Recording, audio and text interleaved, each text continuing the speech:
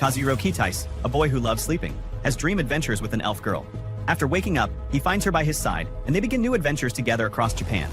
The first episode of this anime begins with a young man named Kitase, who works at a company. When he finishes his work, he gathers his things to head home. His friend calls out to him, telling him that their department is hosting a party today and asking if he wants to attend. Kitase refuses, because he always leaves on time and never stays late. He then returns to his modest home at the exact time, as he prefers to leave work on schedule. Kitase is just a regular office worker, aiming for a promotion. He doesn't like cooking at all, and his main hobby is sleeping. We also learn that Kitase has been fascinated by fantasy worlds since childhood, filled with swords, shields, magic battles, and victory. He reads stories like these over and over until the books get worn out. One day, he starts having dreams, and when he wakes up, he finds himself in another world, a world of swords and magic. So now an adult, he still enjoys these adventures, just as he did in his dreams. He tries to fight monsters, but is defeated, only to wake up suddenly in his bed. Every day, he encounters truly terrifying situations, but the stunning landscapes he sees make everything seem less bad. So next we see Kazuhiko, who is admiring the scenery when his friend Mary approaches. Mary is an elf and has lived for over 100 years, despite her youthful appearance. Her eyes are like amethyst. Kazuhiro greets her since he hasn't seen her in a while, as she had become busy after joining the Wizard Guild. And Mary tells him that he resembles an elf, as he still lives in a primitive way, just like before. Kazuhiro asks her to join him in exploring the nearby ruins of Natsul, a sunken city that mysteriously disappeared 1,000 years ago, with no signs of battle in the ruins. Despite most of it still being intact, Mary refuses, as she doesn't want to be alone with him.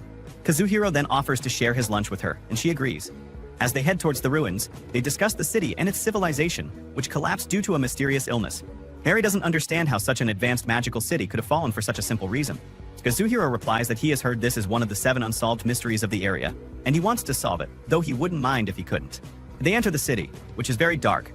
Mary uses her light magic to illuminate the surroundings, revealing that the ruins are vast. Neither of them understands how the city has survived for 1,000 years. They eventually find a place to rest, so they sit down to have their lunch.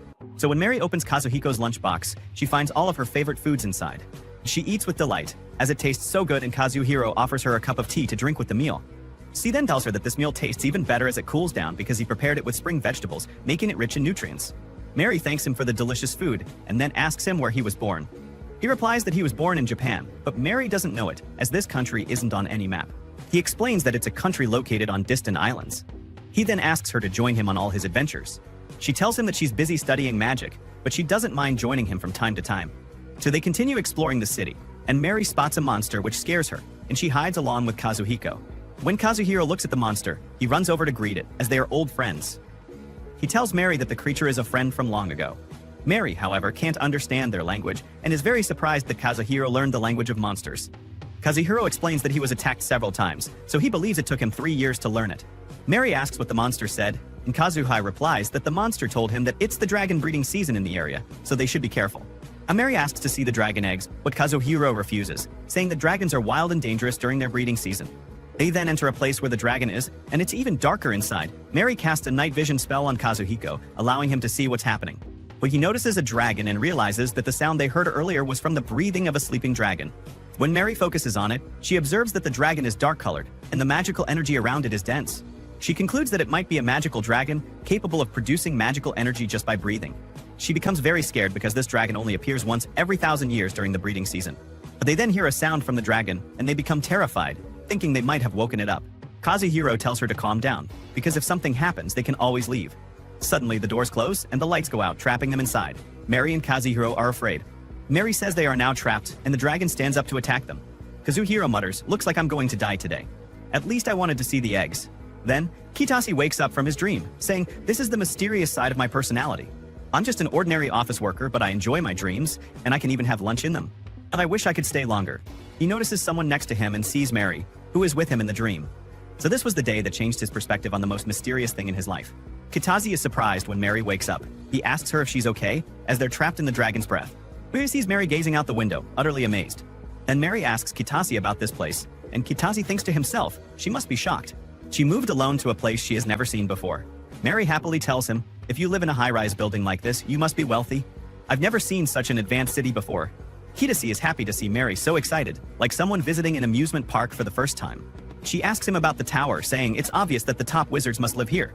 Kitase replies that tower is called Skytree. The view is amazing right now because it's cherry blossom season. Let's go see it. I took the day off today, so I'll show you the area where I live, and we can go grab a meal somewhere. Kitase reflects that this world feels different. At that moment, the dragon's breath reminds him why he brought her with him to this place.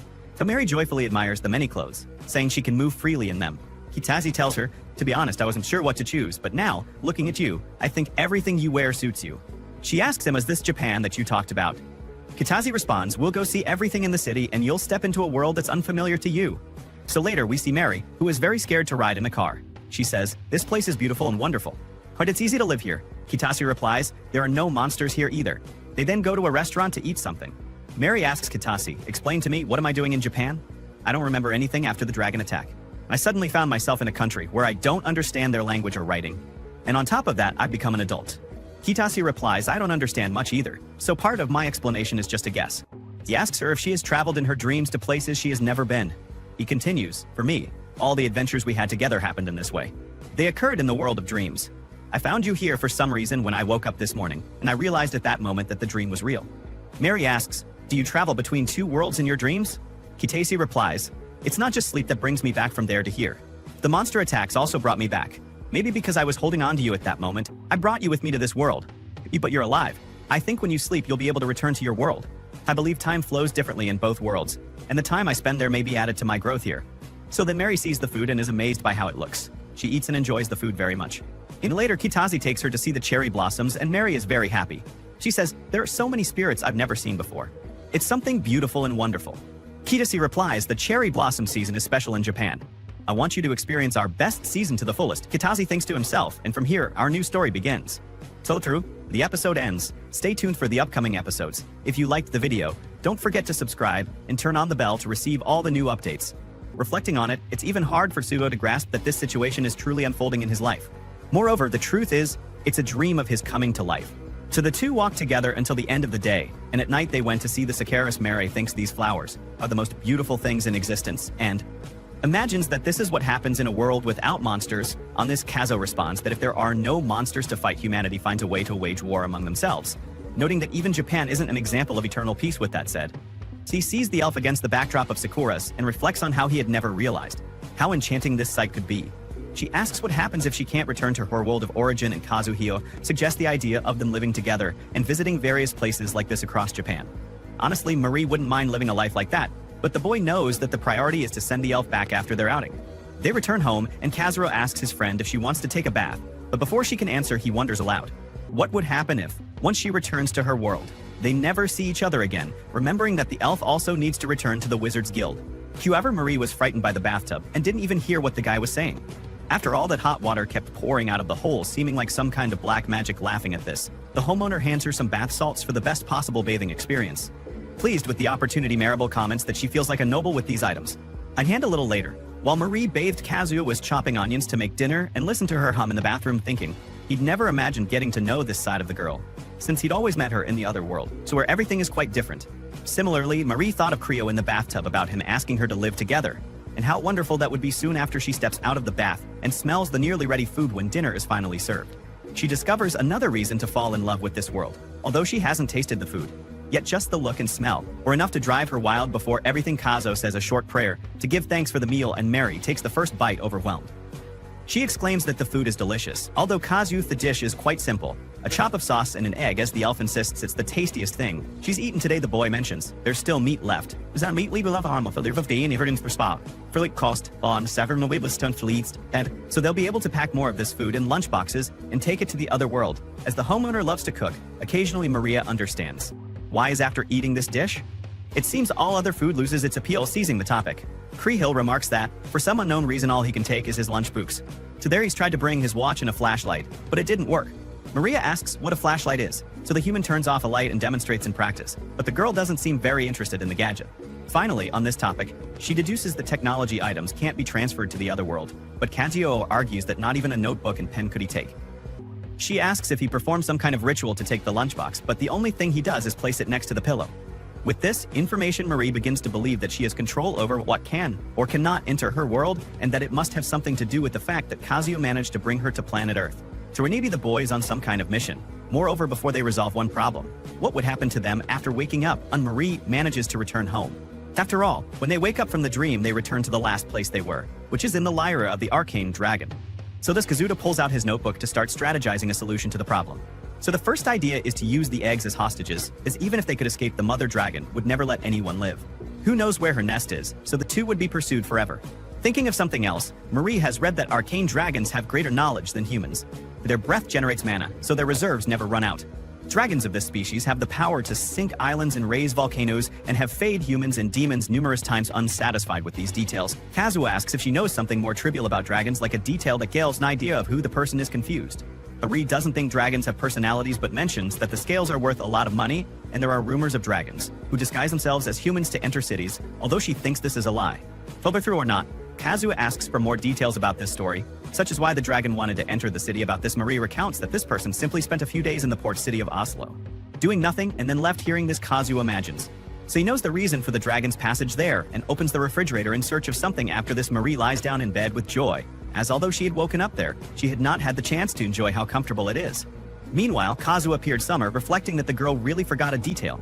She says that since they now have a secret weapon, they should try to return to her world, thus trembling slightly. The boy lies down and just hopes everything will work out. Although he has no certainty of this. To start the test, Marie thinks it would be best if she hugged the boy, since they were entwined at the time of the transfer. When the two embrace, the elf feels the warmth of the human's body and falls asleep. Sometime later, Kias and the elf return to the very spot they originated from. Despite Kay's apologies for causing such a stir, the elf admits she had quite a bit of fun. However, the arcane dragon also returns and nearly hits them with its massive tail. After they escape, Kazuo asks his friend to stay close, no matter what, introduces himself and Maribel to the dragon. The human expresses regret for intruding into the nest, but confesses he just wanted to see the eggs and had Kor the elf to come along. As hence the girl should be freed, clueless about what the boy is saying. Marie wonders if he speaks the language of dragons, while recalling his earlier comment that dragons are extremely territorial and that it's crucial to make clear you're no threat. Plus another very important detail. At this, Kazuo pulls out a bottle of liquor and offers it to the dragon as a peace gesture, and is something surprising that might lighten the mood. After all, the boy has been to Oslo, a city famed for its barley and malt beverage. With this in mind, he opens the beer. The dragoness, revealing her feminine voice, is impressed that the human knows the language of the lesser dragons and what pleases her. Despite this, the beast can't fathom how this couple reappeared unscathed, having been obliterated by fire. If the two explain the reason, their lives will be spared. Thus, they recount the tale behind all the commotion and are set free by the Deuce herself, who safely escorts Maria and Kazuo out of the cave. Having done so, the Dash shows her eggs, the human, since he had mentioned wanting to see them alongside the elf. The boy kneels and feels the warmth the beast uses to keep her offspring warm. Amidst this, the dragoness catches an interesting scent and asks if Kazuo is hiding something he remembers. It might be the Katsudon too he had prepared to bring along, and asks if it's bothering the creature. So the dragoness replies that it isn't that, rather she's uncomfortable talking with this body, and the drink in that small bottle would hardly wet her mouth. So therefore the creature starts to mold mana with incredible intensity and spits out a slime with lava that reveals a human form within after transforming into a woman. The Draconian orders the boy to hand over the drink and the food. Immediately Kazuo argues that his food isn't anything special, but the dragoness realizes she craved food of lesser beings which she could never make. And so she retracts and says she just wanted a taste to satisfy her craving. Puzzled by the conversation, asks what's going on, and Kazuo tells her that the lady wants to eat the Katon. Furthermore, the Draconian makes it clear she would show her gratitude for this gesture by giving the two intruders one of her scales that still thanks perfectly with her mana flow. Since Marie has shown interest in the scale earlier, Kazuo agrees to the deal without delay. The Droman devours the obento as if she hadn't eaten in 2 weeks to make his companion's meal more comfortable. Kazuo serves a glass of Oswell beverage to her, then she downs the glass and nearly combusts from how much she loved it. Although she tries to pretend otherwise to maintain her superiority, satisfied, she asks if people have such meals daily. Kazuo explains that this food isn't available in this world, which is a pity because the dragoness was already considering conquering a human village to secure a regular supply of it. At that moment, Creo tells Marie that they are about to receive an arcane dragon scale in exchange for the obento, and the elf can hardly believe how incredible this is, as any mage would give anything and more to get their hands on such an item. After all, these scales have been the cause of numerous wars and conflicts around the world. Speaking of conflict, as the dragoness finishes eating, she feels a huge emptiness inside her. Seeing the empty bowl, embarrassed, Kazuo informs her that there's another one, so the woman orders him to pass it to her right away. However, as the boy looks at Marie, since the food belongs to her, the dragoness promises another reward. So this time she gives the human a stone that the woman has no idea of its value, but which people are crazy for. Curious, Zeno asks what kind of stone it is, and the Draconian explains that the rock is soaked in her blood, as on the day she laid the eggs, her blue blood dripped onto the stone. Hearing this, Marie loses her composure and demands that Kazuo accept the offer, because there's no way this stone isn't worth a fortune. Thus, with the deals made, the creature allows the travelers to return to her nest, provided they bring 4 more entos. Finally, they say goodbye, and Maria is overwhelmed by the thought that they exchanged an obento for a stone imbued with dragon blood. After all, It's said that such blood can cure any disease. Kazov suggests they either sell it or give it to someone in need, but the elf fears people might force them to reveal where they got such a valuable stone. And if that happens, the dragon's nest might be discovered. Suddenly, Creo stops walking for a moment and declares that he's figured out why this civilization was destroyed. According to him, every 1,000 years, an arcane dragon lays eggs in this spot. Knowing this, the people who lived nearby likely tried to steal this valuable item. Marad, that wants the dragon, followed the thieves to the underground city, drove out the residents and made her nest there. Although it's an unconfirmed story of true, it matches the timeline of the ruins in the end of the city. To thinking about this, Marie decides to figure out what to do with the items after the drivenness leaves the nest, leaving it to Kazuo to keep them safe. Kazuo was afraid of losing the objects, but the elf promises not to be angry. If that happens as from today, they can enter a tavern and boast that they have met an arcane dragon, after leaving the Nazzle ruins. The couple needs to find a hostel and Kazuo regret that their parting is drawing ever closer, but Marie assures him. When she will return to Japan with the boy guys, the source will be in the description, and also my brother and I created a Mano channel. The link will be there. Along with the source, check out the channel. And if you like it, please subscribe. See you. The anime episode kicks off with Kazuhiro walking home from work late at night, lost in thought about Mari. However, since he accidentally brought her back from the dreamland, they've been living together in his apartment. When he arrives home, he finds her diligently learning Japanese so she can communicate with him more easily. Kazuhiro is thrilled to see her efforts. She's multitasking impressively, listening to the TV while jotting down notes in kanji. Still, he's not fully adjusted to having an elf living in his apartment. When Mari notices him, she greets him warmly, and Kazuhiro shares some exciting news. He found some expensive minced meat while shopping and plans to make gyoza for dinner. Mari, however, looks a little concerned, unfamiliar with the dish's name. As they chat, Mari surprises Kazuhiro by speaking in Japanese. He's amazed at how quickly she's picking up the language, and she explains her strategy, starting with full sentences and expanding from there. Her goal: to master the entire language in just 2 months. Impressed, Kazuhiro hands her a drink to try, which she finds delicious. He uses a bit of it in the gyoza filling and asks her to taste the food before it cools. Mary takes a bite and is blown away. The gyoza is crispy, fresh, and pairs perfectly with the chilled drink. She thanks Kazuhiro for the delicious meal, admitting she doesn't fully understand the local cuisine, but is incredibly happy nonetheless. After they finish eating, Kazuhiro washes the dishes while Mari brings up a curious topic: dragon blood and scales. She wonders where she can find them. Kazuhiro reassures her that whatever they have with them in the dreamland will remain in their possession upon waking up. Clothes, belongings, even their bodies stay intact. There's no need to worry. However, he warns that if she stays too long, her items might disappear or fall into someone else's hands. Thankfully, that's never happened to him before. He then asks Mari where she'd like to go next. She hesitates, saying she can't just wander aimlessly. She has to write a report on ancient magic for the Mages Guild and complete other tasks. Hearing her mention ancient magic sparks a memory for Kazuhiro, and he asks if she's ever seen magic stones. So she hasn't. Bari had merely a myth. But if the legend of the dragonkin is real, they should definitely try to find some. Kazuhiro mentions a place that was rumored to be a former magic stone quarry, which excites Mari. She asks him to pack some lunch for the journey. That night, as they prepare for bed, Kazuhiro reflects on her determination to learn Japanese in just 2 months. That means she'll be staying with him for a while, and the thought fills him with joy. The next morning, they head back to the dreamland. Kazuhiro pulls out a map and shows her their destination, the ruins of Roja Peak. Mary is shocked it's far away, separated by an entire country. It could take a week to reach. Kazuhiro tells her not to worry. He'll use his teleportation skills. He asks her to hold on to him tightly as he casts his spell. A portal opens beneath them, and they step through, finding themselves in a dark, cave-like place. Kazuhiro explains that they've descended to a lower plane beneath the dreamland and will soon be teleported directly to their destination. Mary is amazed. This long-distance teleportation skill is rare, typically used only by traveling merchants. She learns that after using a portal for the first time, they're granted permission to use it once a day. Merchants rely on it and aren't afraid of the process, as it's incredibly convenient. However, it's restricted in areas controlled by powerful entities, like a magical dragon's lair. There's also a weight limit, but since both Kazuhiro and Mary are light, they face no issues. Their journey to the ruins begins with excitement, curiosity, and a sense of adventure. Mari begins to feel uneasy and asks Kazuhiro to set her down. Once he does, she sits on the ground, observing the surroundings and taking in the moment. Curious, she asks how much time it will take to reach their destination. Kazuhiro estimates about 10 minutes but warns her not to stray too far. He's unsure of what might happen if they get separated.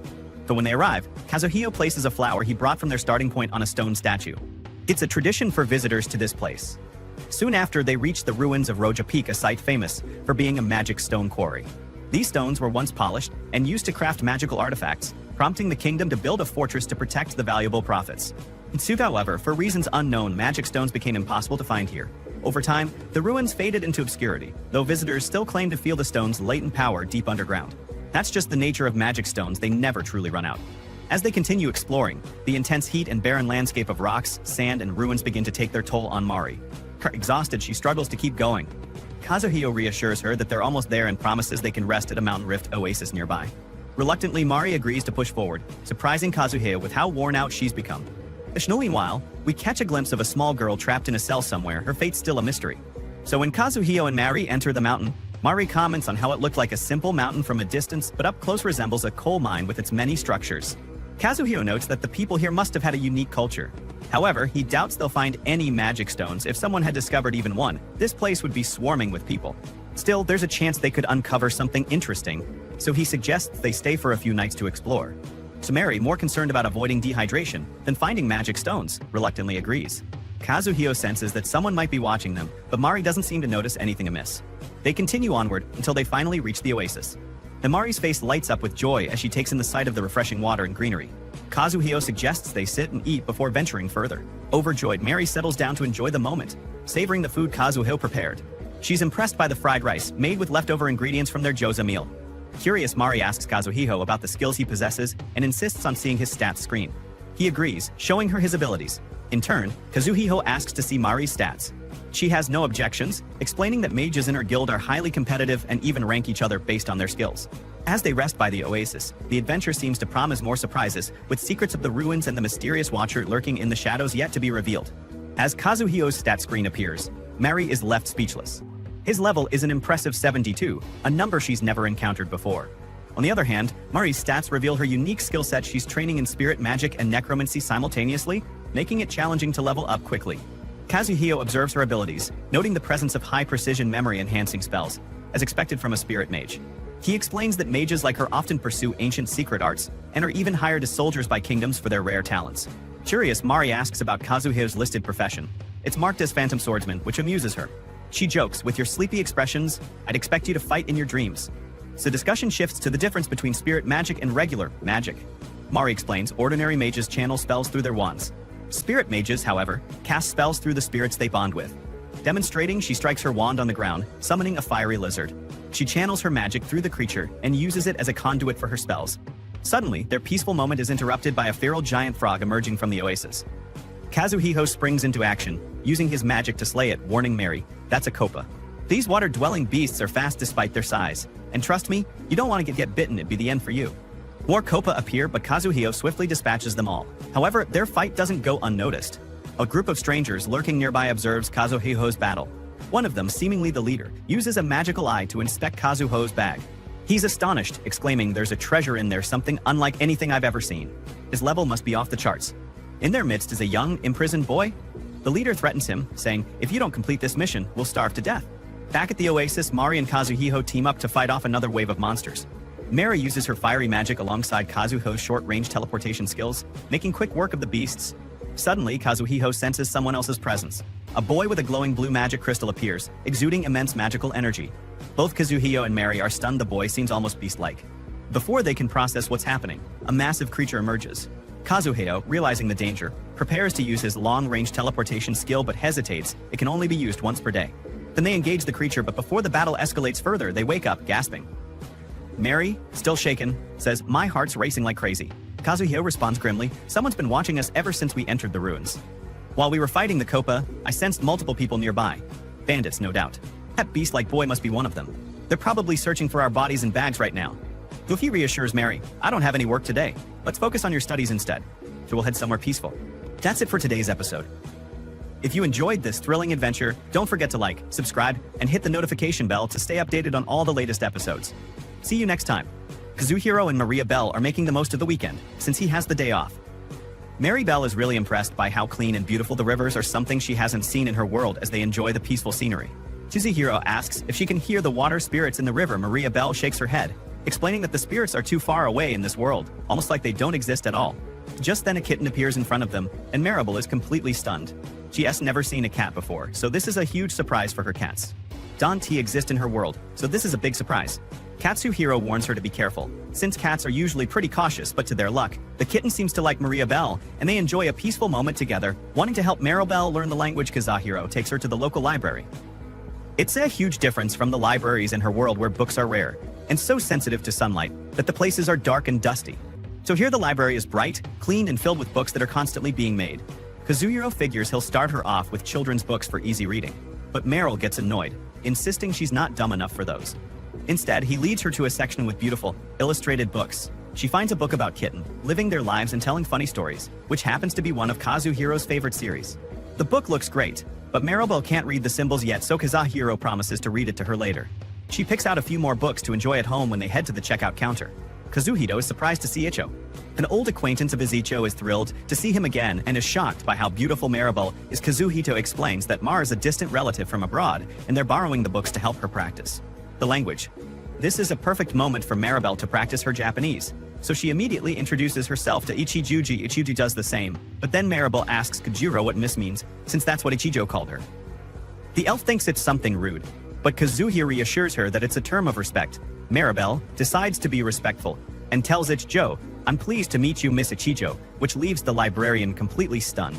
She's shaking for some reason, and Kazuhiro just chuckles, saying he gets it, he's seen this happen before. Ichijo starts to get a little suspicious, thinking Kazuhiro might be flirting with Maribel, but Kazuhiro insists that Maribel is just a very innocent girl and that their relationship is strictly platonic. Ichijo, still a little confused, asks if Kazuhiro would flirt with her if he had the courage. Kazuhiro quickly shuts that down again, explaining that he wouldn't want to ruin the friendship. Ichijo finally relaxes, understanding the situation, and hopes everything stays as it is. When it's time to check out, Kazuhiro hands over his documentation, and Ichijo is shocked to find out they both live in the same building. They never even realized it, which is a huge coincidence. Maribel is totally confused and wants to know what's going on, so Kazuhiro explains the situation. Just then Ichijo suggests they all go out for a meal since they've been living so close to each other. Kazuhiro agreed, but Ichijo makes it clear she's mostly interested in becoming friends with Maribel, and that Kazuhiro might not be needed in this little plan. But Kazuhiro explains to Mariel that Ichijo wants to be her friend and invited them both out for dinner. Mariel is super happy about it, and Kazuhiro is also glad that the elf will have her first real friend in Japan. That evening, while Kazuhiro is making dinner, Mariel asks if the book really moves like Kazuhiro promised earlier. Curious, she wants to see how it works. So he shows her the magic of the CD. The machine whirs to life, and Maribel is left totally amazed by the moving pictures.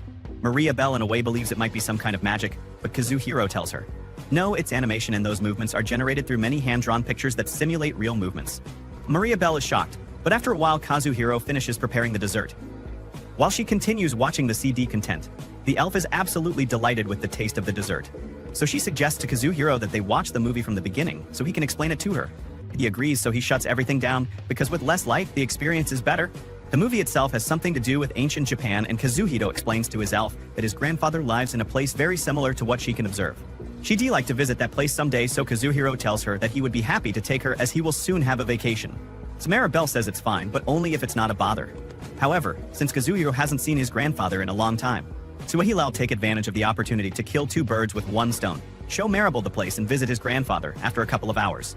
Two of them have enjoyed the movie a lot, but the elf has enjoyed it the most, not hesitating to throw herself at Kazuhito and tell him how incredible it was to see this thing. It was like looking at a book from inside the story or stepping into someone's imagination. He tells her that in fact that's an accurate perception, and that in Japan, there are tons of anime video games and fun things for otakus. Of course, he warns her that once she learns the language, she'll have more fun than she can imagine. So this serves as motivation for Maribel, as now. But she wants to learn Japanese more than ever, but the situation gets a little awkward given the perception they are in. However, in the end she just asked to watch the movie once more. Clearly Kazuhiro feels a little strange after such an experience, so he decides to prepare dinner right away while he's cooking. Something happens that, at least to me, is very scary: an earthquake. The good thing is that it doesn't last long, but suddenly Maribel runs to hug Kazuhiro because she doesn't understand what's going on. Obviously she has nothing on her, so you can imagine the situation that ensues. Luckily, Kazuhiro feels proud of himself for having kept his composure. Like a champion after a while, Maribel has completely recovered from the embarrassment of what happened and quickly apologizes to Kazuhiro.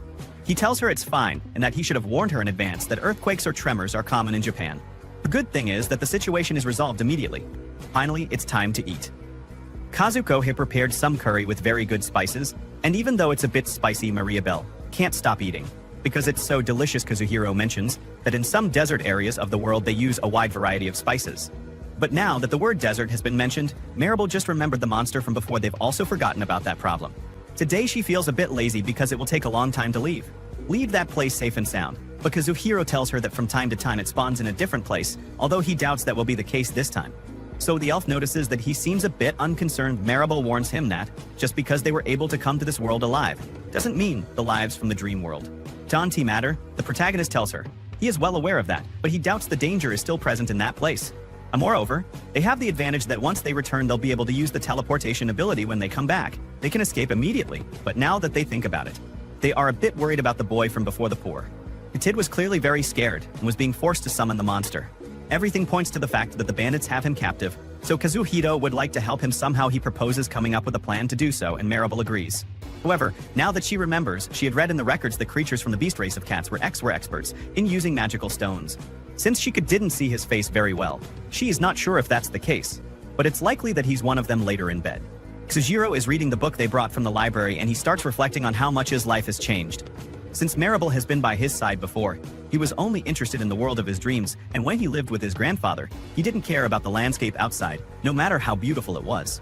But now that he's with her, he's sure that seeing that landscape would mean something very different compared to back then. For now, all that's left is to sleep and see what the dream world has in store for them. Kadira wakes up in his dream world, only to find Maribel shouting in frustration about how she couldn't listen to the story from the book because she fell asleep after greeting each other. To Maribel points out the sand, saying it looks incredible. Kazuhiro glances at it and tells her that it might be because of a monster's attack as they get ready. They bump fists to officially form a party. Maribel smiles, saying this is the first time she has ever formed a party with him.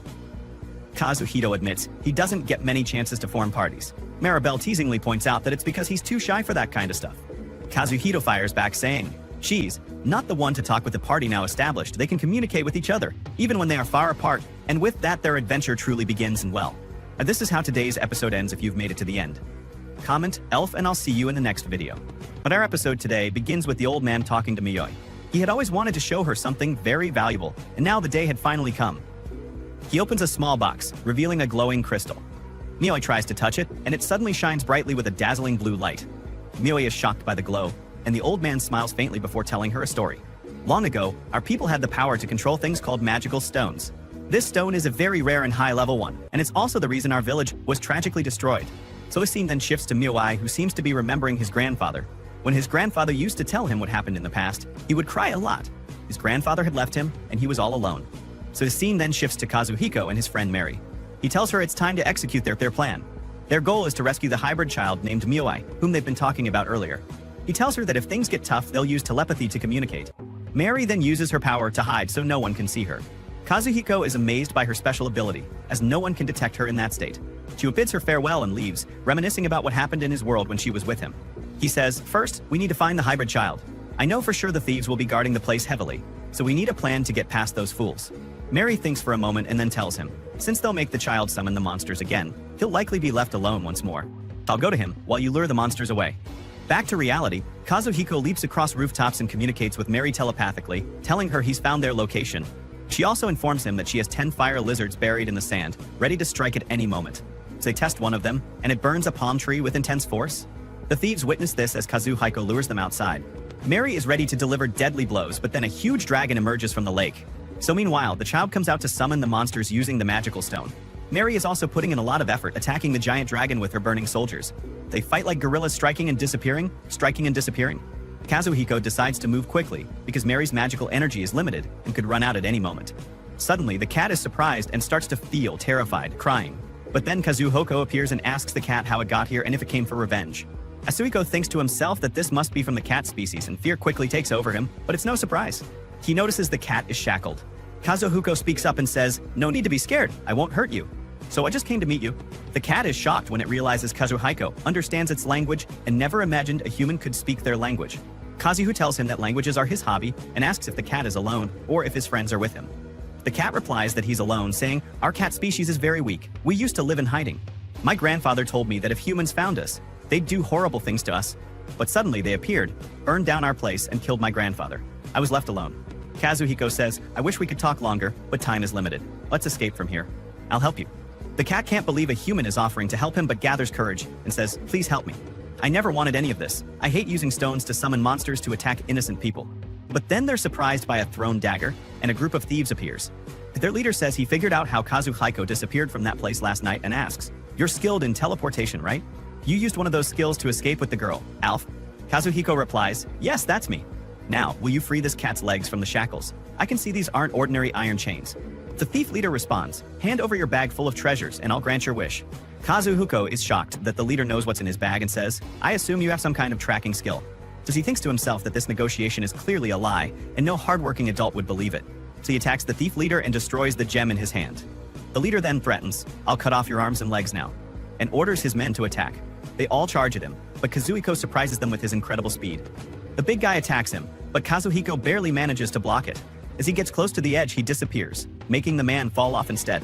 The cat starts to leave too, but Kazuhiko catches up and says he has a skill called Phantom, which allows him to create a shadow clone of himself. He adds, "That's probably why my job title is Illusion Swordsman. I'm actually weak, so I've been improving my escape skills." The cat is surprised and says, "You're really weak.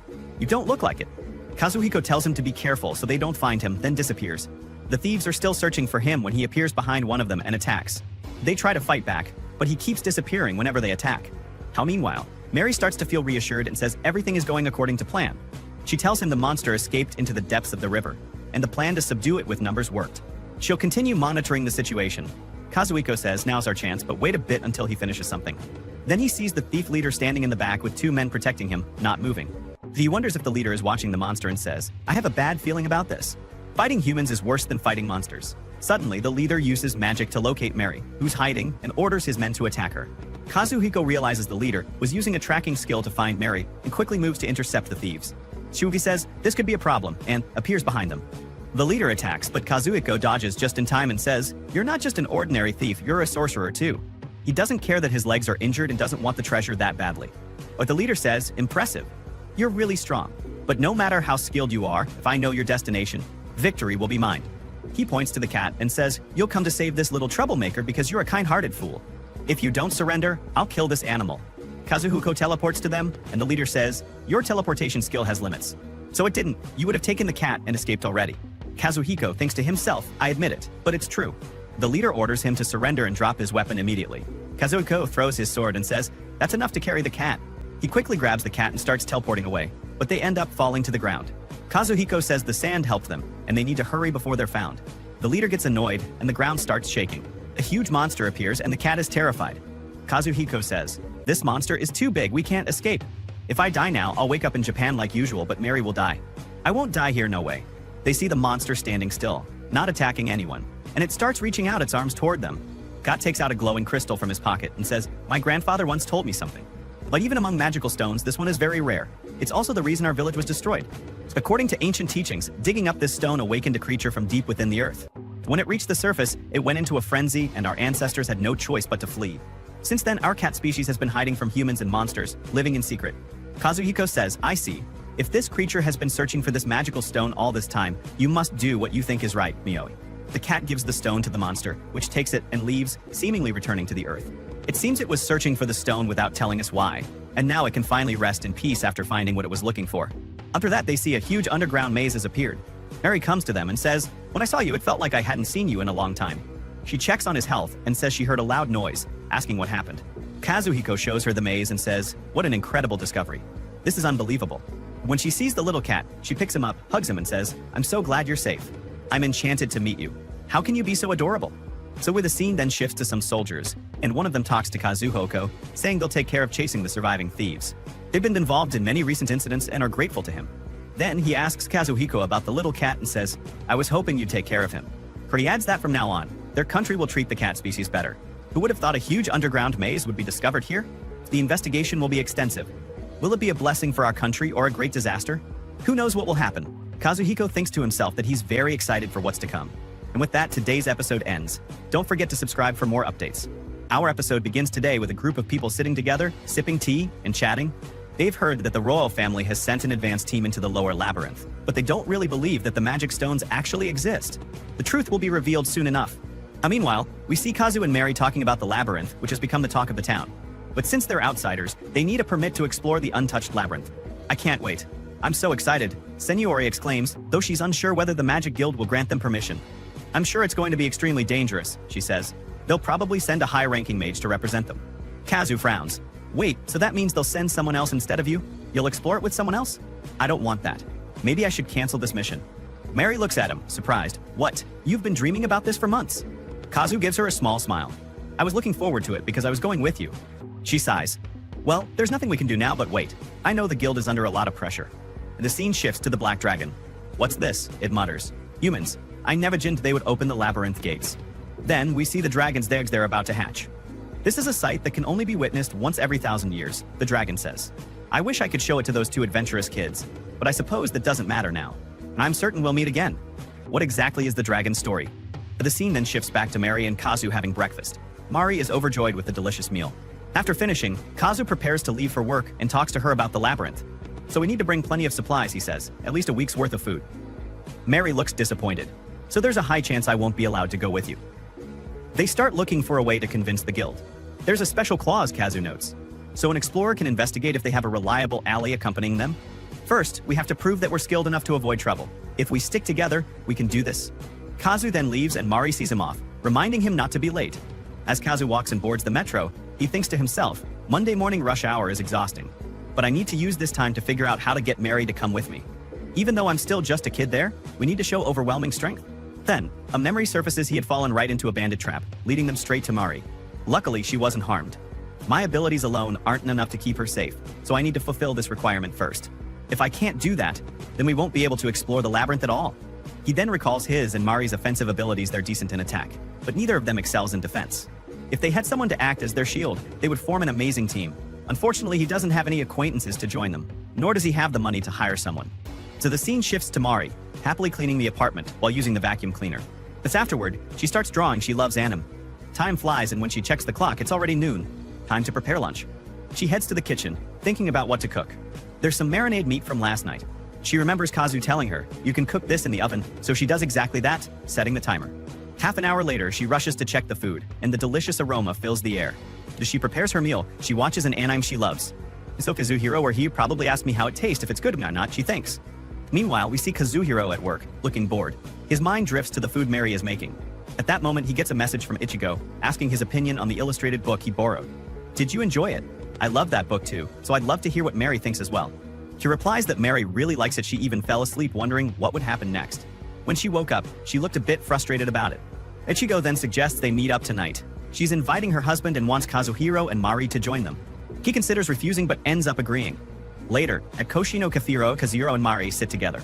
Mari is fascinated by the atmosphere. It's completely different from the tea shops in Arilai.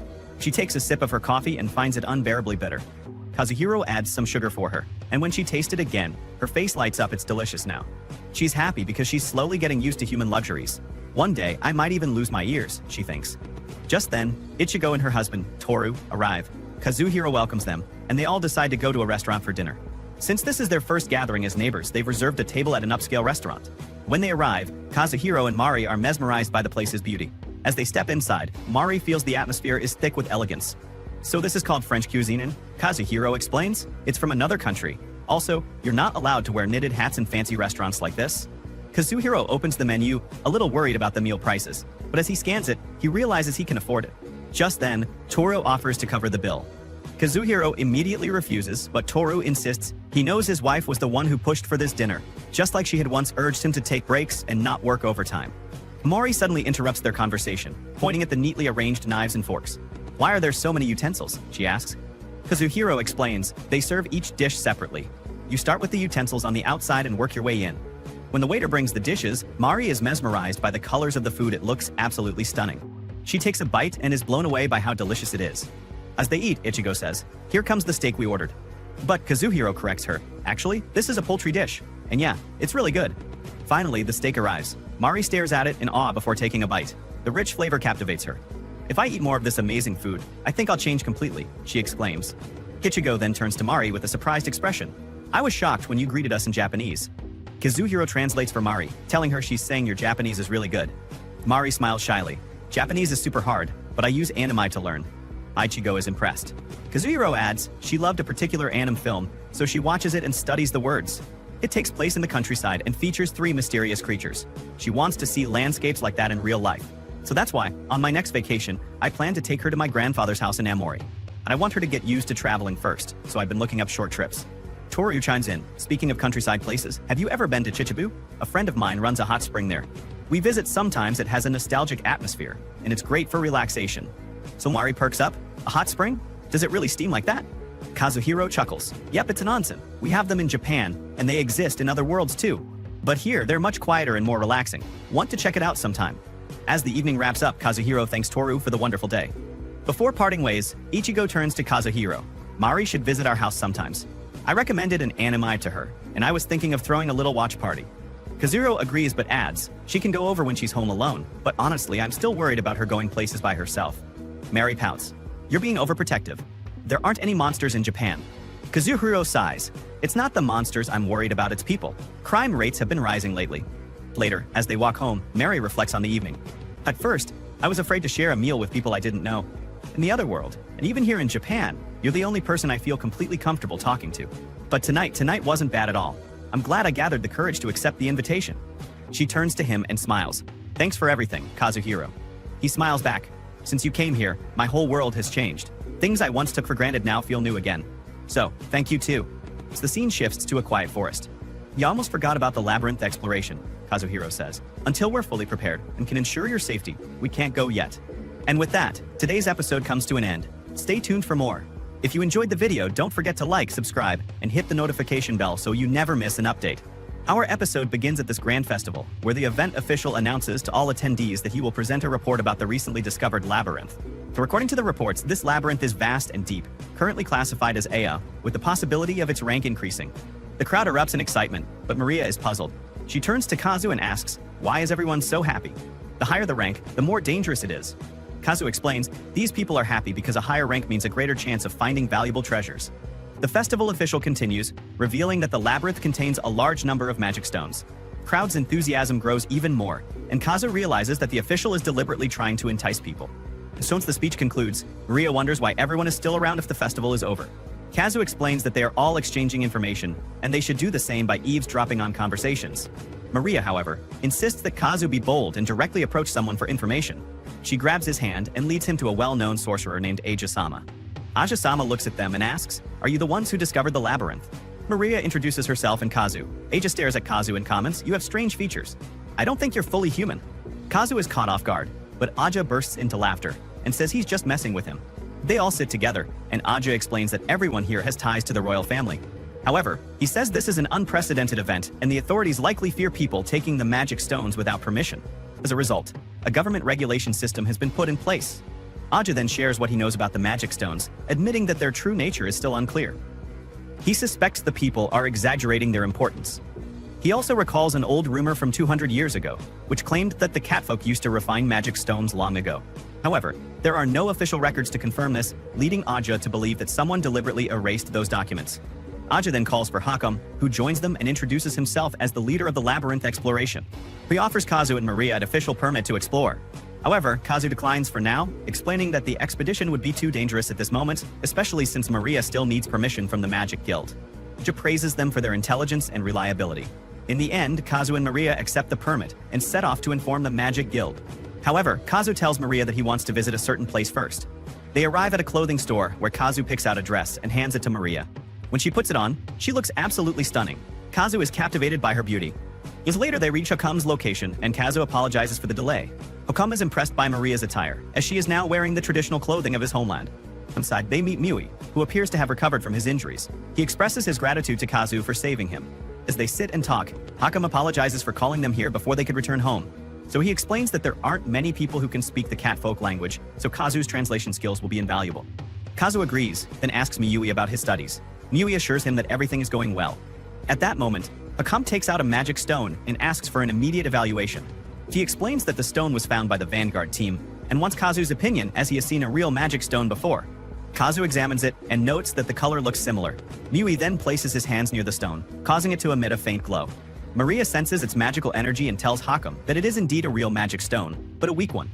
Suddenly, the stone's glow changes to green, a sign that it is refining itself and will soon become a magical catalyst. Miui then comments that this stone is far weaker than the one he had before, but its texture and scent feel exactly the same. Kazu translates Miui's words to Kaham, who nods and says that this information is sufficient. He thanks them and then leaves. After that, Kazu suddenly exclaims, "I'm starving," and asks Maria to take out some food. When Miui sees the food, he's immediately intrigued, and after taking a bite, he finds it absolutely delicious. Once they finish eating, Kazu pulls out a dragon scale and a dragon stone, handing them to Miui for evaluation. As Miue holds them, his hands start glowing, and he tells Kazu that these items are incredible. The power flowing through them is something that cannot be refined. At that moment, Kazu remembers the words of the female dragon. She had told him that this wasn't just an ordinary scale that had lost its magical energy and fallen off. Rather, it had grown naturally from her body. So Amiya then notices something else. 2 words, permission and oath, seem to be floating within the stone. He believes the 2 items are connected and are still receiving energy from a distant location. Maria, concerned, wonders if something bad has happened to the female dragon. As they discuss this, the magic stones start glowing even more intensely. Kazu immediately gets the feeling that the female dragon is trying to communicate with them, sending some kind of signal. Now, without hesitation, they decide to go to her and check on the situation. Scene change. Meanwhile, at the gathering, an announcement is made. The ruins of Oja Peak have been completely sealed off, and soon, an exploration of the lower labyrinth will begin. However, the discussions regarding the expedition will have to wait until Maria returns. Given her current level, she cannot be granted permission to explore an AA-ranked labyrinth. Therefore, a replacement will be assigned in her place. At that moment, a man named Sven raises his hand and declares that he will go in Maria's stead. Ludri, a young woman present in the gathering, warns him against going, arguing that there are far stronger candidates than him. However, she starts wondering why no one else volunteered. That's when it dawns on her Sven must have threatened everyone into silence. The guild advisor then tells everyone to refrain from further discussion until Maria returns. Sven leaves the room and on his way back, encounters a small girl. He smirks and tells her, "I've been chosen as Maria's replacement. I'll enter the labyrinth and claim countless treasures." Then, curiosity strikes him. How did Maria even discover a labyrinth in another country? And who exactly is that boy, Kazu, who's always by her side? Scene change. Kazu and Maria are traveling with the green dragon, making their way to the female dragon's location. Kazu asks the dragon about her condition, and the dragon replies grimly, "She's not doing well. Well, she's always angry. It'd be best if you don't provoke her, unless you want to die." When they finally arrive, they're met with an unexpected sight. The female dragon has given birth to baby dragons. Overjoyed, they greet her and play with the newborns. After a while, the female dragon transforms into her human form and looks at Kazu expectantly. "Well, where's my usual meal?" Kazu awkwardly scratches his head and says, "We don't have any food with us right now." Instantly, the dragon's expression darkens. "What?" She glares at them furiously. Before she can lash out, Kazu quickly tries to calm her down. Wait, don't get mad. How about this? We'll take a trip to my world, and I'll bring you to a hot spring." The dragon's anger disappears in an instant, replaced by excitement. "Hot spring? In your world? All right, I'm in." As they leave the dragon's dwelling, Maria suddenly fumes. "Kazu, why did you invite her to the real world without telling me?" Now, before she can scold him further, she suddenly realizes something: the magic guild is about to close. So they hurry over, and Maria quickly completes her registry just in time. Scene change. Having returned to the real world, Kazu and Maria resume their normal daily lives. Then, when the day of the hot spring trip arrives, they go to pick up the female dragon. However, just as they're about to leave, a surge of magical energy fills the air. Sven and his assistant appear before them. What will happen next? Find out in the next episode. But before you go, don't forget to subscribe to the channel and turn on the notification bell so you won't miss anything. Today's episode begins with Kazu and Maria entering the lair of the female dragon, while Seven and his assistant secretly follow them. They are shocked when they see a crocodile shaking hands with Kazu. They can't understand what's going on here. They continue their pursuit and soon come across 2 statues. Fear grips them because these aren't just ordinary guardian statues. They are ancient weapons of death. If Kazu and Maria get too close, they will surely be killed. But to their surprise, Kazu and Maria pass through the statues effortlessly, without triggering anything. Seven and his assistant hesitate, afraid that the statues might kill them if they step forward. To be safe, Seven uses his magic and suddenly sees the young dragons along with their mother. At that moment, he senses that the female dragon has detected their presence in the lair. Then, out of nowhere, the statues begin to move toward them. Panic sets in, and Seven begs for mercy. Just as the statues are about to strike, he and his assistant cast an escape spell and flee outside. Catching his breath, Seven wonders who that boy is, the one standing near the fierce dragon. Meanwhile, Kazu, Maria, and the female dragon return to the real world. The dragon is amazed by this new world, but Maria quickly points out a problem. People will definitely notice her tail and the horn on her forehead. The dragon acknowledges this and says it's time for a change. Suddenly, a bright light radiates from her body, and both her tail and horn disappear. She now wears a beautiful dress and explains that her tail and horn are made of magical energy, which she can transform into clothing whenever she wants. Kazu then takes them on a carriage ride. While traveling, he asks the dragon if she's comfortable. She replies that the carriage is fine. Both Maria and the dragon are in awe of the city's tall buildings. The dragon then reveals her true name, Ridra. Maria opens a lunchbox and hands out food to Kazu and Ridra. Kazu tells them that this food is called onigiri, a favorite Japanese dish. He explains that making it is simple. Just press the rice together with the filling inside. The ones with the red label contain tuna and mayonnaise, while the ones with the blue label have seasoned okaka flakes. The girls take a bite and are instantly delighted by the taste. They soon arrive at their destination. Maria tries to wear a hat to hide her ears, since elves don't exist in this city. And if people see her ears, it might cause a scene. Noticing Maria's struggle, Ridra uses her magic to style Maria's hair in a way that conceals her ears. Overjoyed, Maria hugs Ridra and thanks her. Kazu then offers them grilled potatoes on skewers. The girls taste them and are once again amazed by the delicious flavor. They thank him for the meal, and the group heads to a hot spring. As they step inside, they are captivated by the beauty of the place and eagerly prepare to take a hot bath. While relaxing in the hot spring, Ridra suddenly asks Maria, "Are you planning to go to the ancient labyrinth, Maria?" Maria is shocked. How does Ridra know about that? Then it hits her. Ridra must have been eavesdropping on them through the red scale. Meanwhile, outside, Kazu sits alone when Maria approaches him. He asks her about her experience in the hot springs, but he notices that she looks flustered. Concerned, he asks if something is wrong. Maria quickly dismisses his worries, saying she just went into the sauna and her body temperature might have risen a little. Later, they sit by the pool and dip their feet into the warm water. In a romantic moment, Maria moves closer to Kazu and gently kisses his forehead. She thanks him for everything he's done for her and for taking such good care of her. Then, she asks him to return to their room. Back in the room, they find Ridra waiting, angry that they took so long and left her hungry. Kazu quickly apologizes and promises to prepare food right away. Once the meal is ready, the girls are amazed by how beautiful it looks. Kazu explains that this is one of Chichibu's special dishes. It's a bowl of rice with a large katsu cutlet shaped like straw. When the girls taste it, they are blown away by its deliciousness. They spend several more days enjoying their time at the hot springs. And with that, today's episode comes to an end. To watch more episodes, please subscribe to the channel and turn on the notification bell to stay updated with all our latest content. Our episode begins with Kazu sitting in the carriage while Maria sleeps beside him. He reminisces about their romantic moments together. Then, the dragon woman speaks to him, saying, "Such diligence is commendable. Among the humans I've known, it's always the woman who takes care of the man." Kazu replies that he's just an ordinary man, which irritates the dragon woman since he only seems to care about Maria. Feeling ignored, she gets upset and insists they go to the ancient labyrinth at some point. When Kazu refuses, she starts crying, thinking he no longer wants her in their group. Kazu tries to calm her down, and they share a drink together. He asks how she takes care of her dragon hatchlings while being in this world. She reveals that her body is just one of the 7 dragon cores, and that she can care for her young remotely. Kazu tells her he doesn't want her to go to the ancient labyrinth because he fears for her safety. This makes her even more upset, and she snaps, telling him to just focus on food and meals instead of worrying about her. Eventually, he agrees to let her join him and Maria. The next morning, the dragon woman is in a great mood and asks Kazu and Maria to take her to the magic guild. Kazu warns her not to reveal that she's a dragon. Using her magic, she hides her horns and tail, transforming into a beautiful woman. As they walk through the streets, a powerful mage named Seven appears before them. Maria asks what he's doing there, surprising Kazu since Maria seems to know him. She explains that Seven is one of the strongest mages in their world. Seven approaches them, greeting Kazu before asking about the powerful entity they encountered in the ruins. He says its magical energy could power an entire city. He then coldly states that no matter how Kazu answers, he plans to kill him and descend into the lower labyrinth, destroying anything in his way, be it exploration teams or monsters, to claim the immense treasure hidden within. Seven suddenly unleashes his magic, and his assistant appears in front of Maria and the dragon woman, restraining them.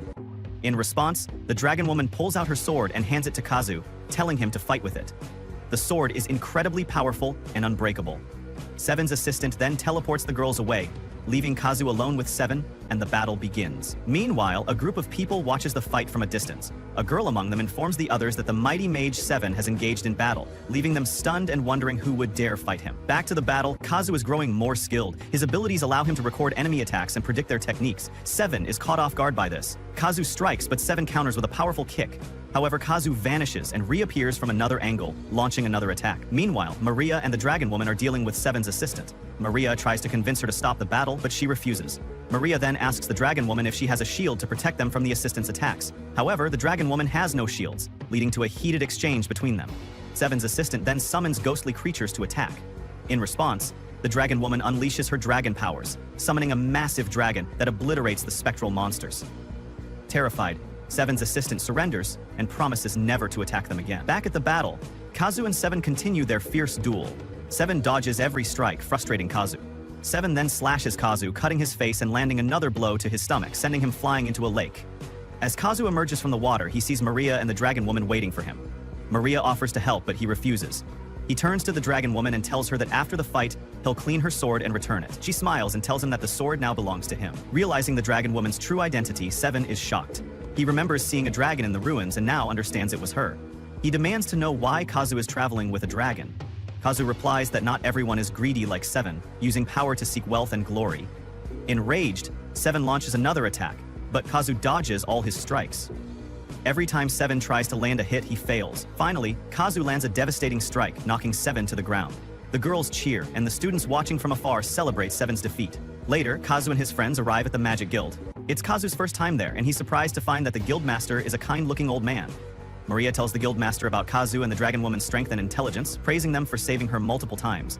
She then requests permission to explore the labyrinth. The guildmaster agrees without hesitation. Just then, their teacher, Audrey, enters the room, and Maria excitedly runs to her. Meanwhile, the guildmaster approaches the dragon woman and speaks to her, surprising Kazu and Maria. He reveals that he already knew that Viridra, the dragon woman, is actually a dragon. He explains that they once fought side by side in the past. Later, Kazu, Maria, and Viridra return to the land of Ariele, where Mui warmly welcomes Maria with a hug. However, upon seeing the dragon woman, he panics and hides. They reassure him, and the dragon woman pulls out a blue stone soaked in dragon blood, asking Mui to enchant it. Mui uses his magic on the stone, transforming it into a beautiful staff. The dragon woman instructs him to engrave Maria's name on it before presenting it to her. Maria thanks her deeply. Next time, we embark on the real exploration journey. And that's it for today's episode.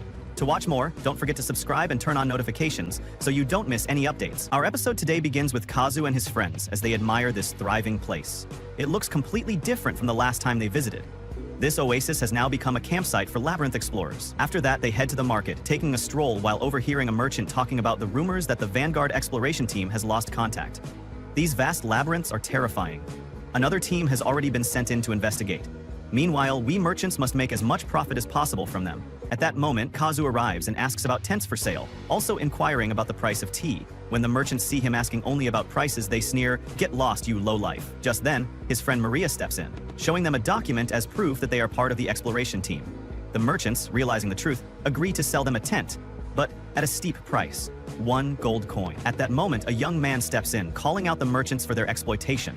His name is Zera from the prestigious Thousand family.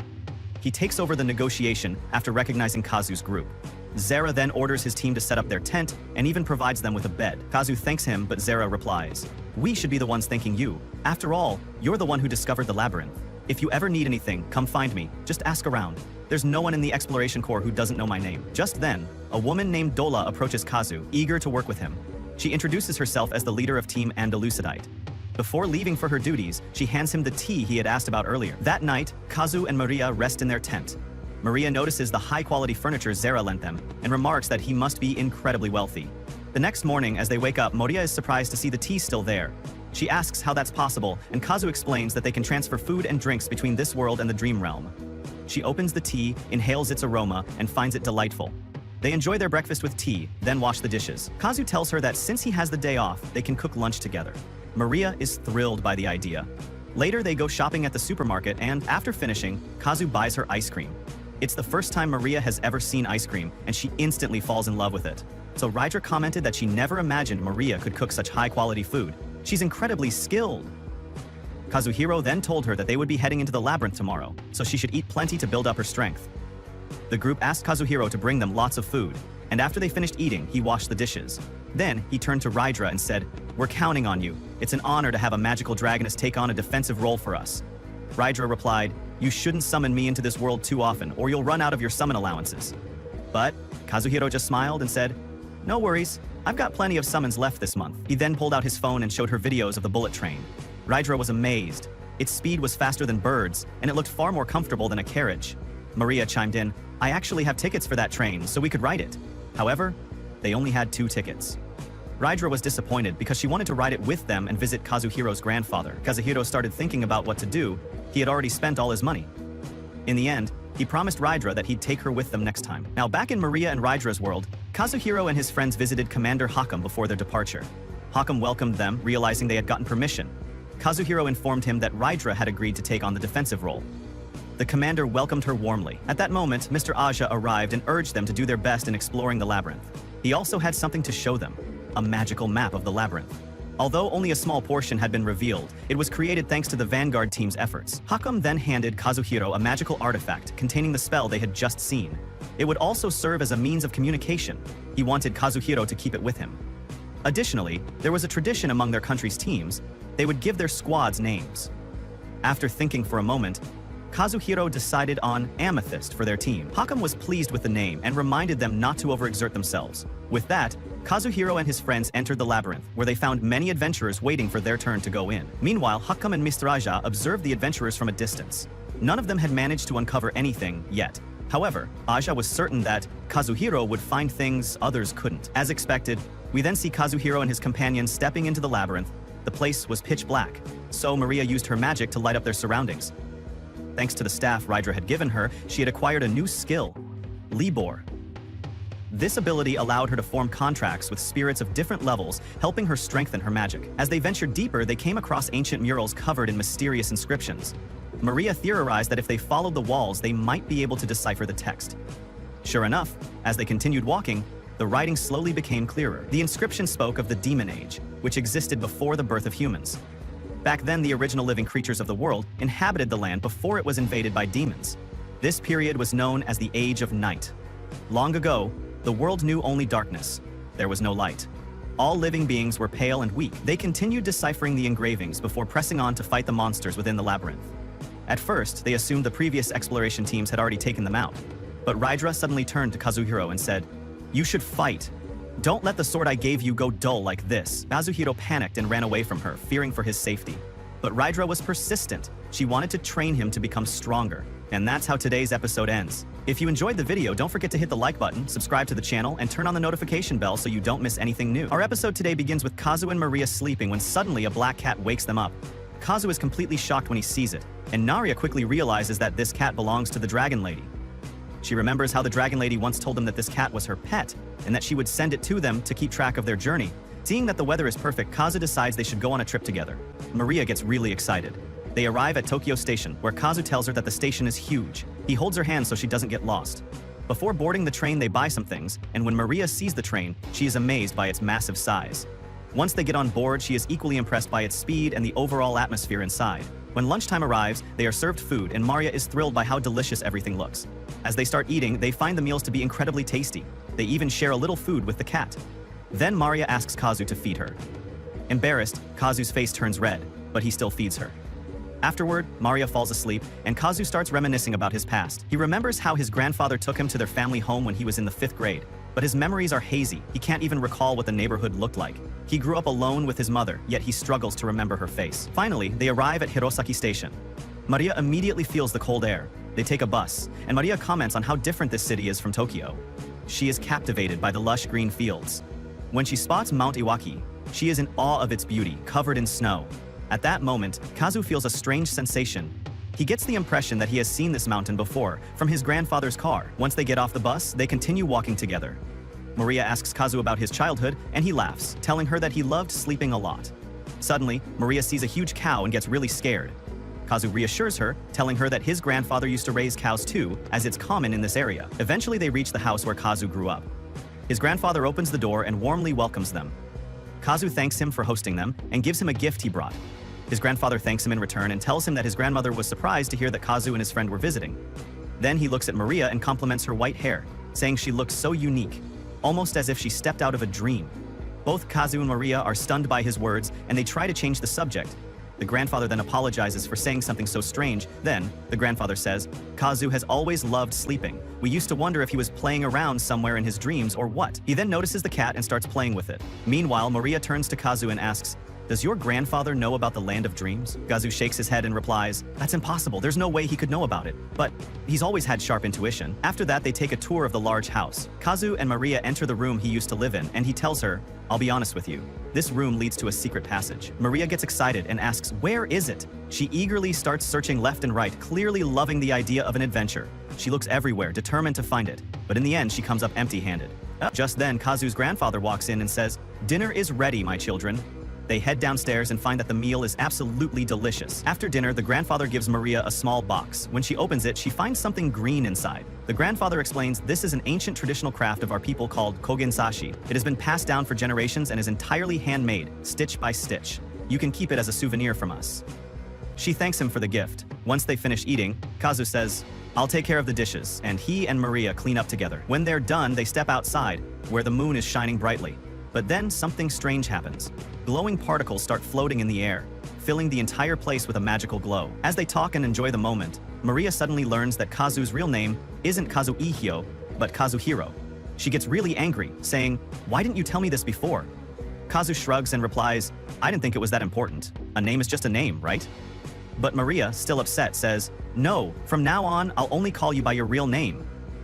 After that, they return home, where the grandfather welcomes them once again. They enjoy the rest of their evening and eventually go to sleep. And that's how our episode ends today. Stay tuned for the final episode.